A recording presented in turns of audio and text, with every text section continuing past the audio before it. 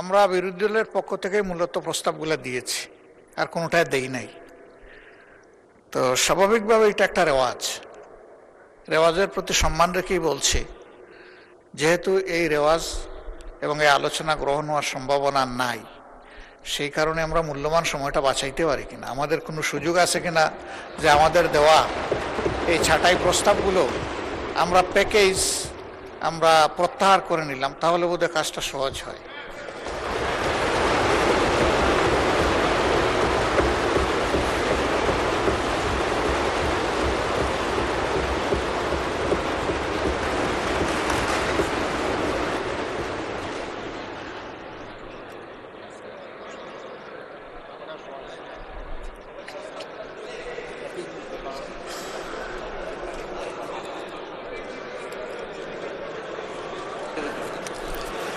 ধন্যবাদ বিরোধী দলীয় নেতা।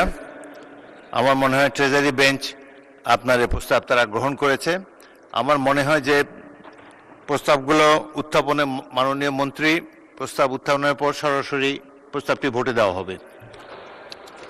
ধন্যবাদ মাননীয় বিরোধী দলের নেতা, অনেক সময় বাঁচবে।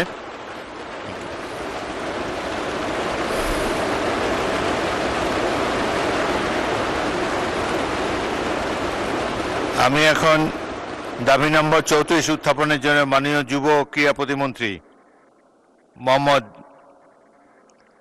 আমিনুল হক, এই দেশের একজন বিশিষ্ট ক্রীড়াবিদ এবং জাতীয় ফুটবল দলের অধিনায়ক আমিনুল হককে আহ্বান জানাচ্ছি।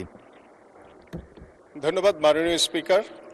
আমি মোহাম্মদ আমিনুল হক, যুব ক্রীড়া প্রতিমন্ত্রী, প্রস্তাব করছি যে যুব ক্রীড়া মন্ত্রণালয় খাতে 2027 সালের 30 জুন তারিখে সমাপ্য অর্থ বছরের প্রয়োজনীয় সাকল্য পরিচালন ও উন্নয়ন ব্যয় নির্বাহকল্পে মহামান্য রাষ্ট্রপতিকে অনধিক 2,586 কোটি 6 লক্ষ টাকা মঞ্জুর করা হোক। ধন্যবাদ মাননীয় স্পিকার। মাননীয় যুব ও ক্রীড়া প্রতিমন্ত্রী মোহাম্মদ আমিনুল হকের প্রস্তাব মতো যুব ও ক্রীড়া মন্ত্রণালয় খাতে মহামান্য রাষ্ট্রপতিকে অনধিক 2,586 কোটি 6 লক্ষ টাকা মঞ্জুর করা হোক।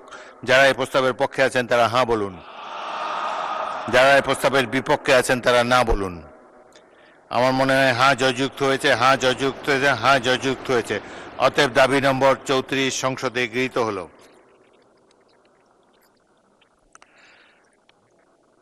আমি ধন্যবাদ জানাচ্ছি যে যেহেতু সময়ের সীমাবদ্ধতা রয়েছে, সেই জন্য বিরোধী দলীয় নেতা প্রস্তাবসমূহ প্রত্যাহার করে নিয়েছেন, যার ফলে কিছুটা সময় বাঁচবে, অনেক সময় বাঁচবে এবং মহামান্য রাষ্ট্রপতিকেও সময় দেওয়া হবে তার এই বাজেট প্রস্তাবের উপরে সম্মতি জ্ঞাপন এবং অন্যান্য কার্যক্রম সমাপনের জন্যে।